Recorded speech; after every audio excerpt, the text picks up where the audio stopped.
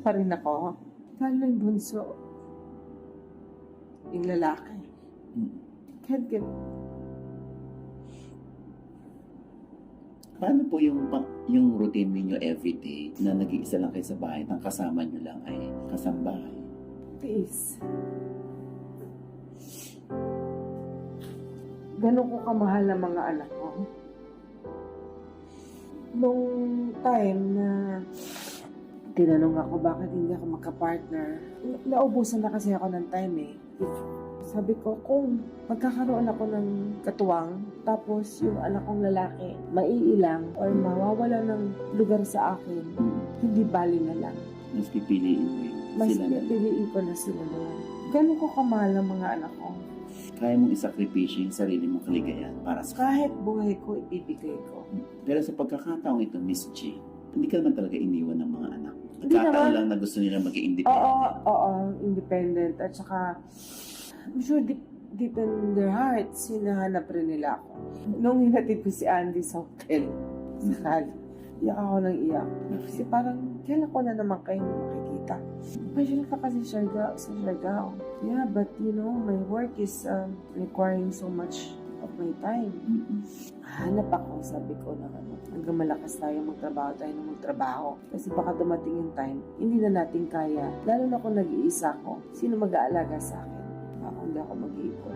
Maalagaan ka ba ng ipon, Miss G? Di ba, iba pa rin, di ba, pag andyan ang presensya ng mga taong gusto mong makita at makasama. Oh, talaga.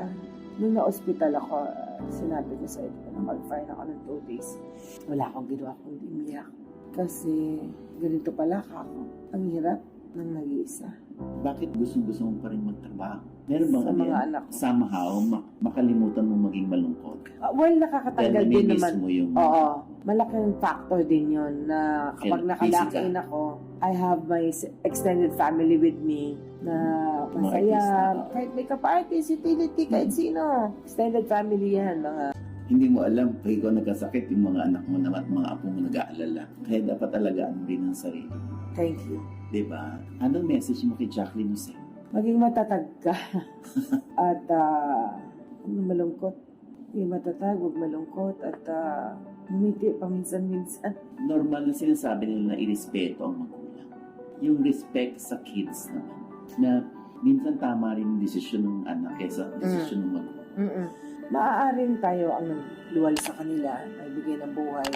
Pero huwag natin kalilimutan na may buhay din sila at may karapatan na ipaglaban kung ano ang sa tingin nila tama.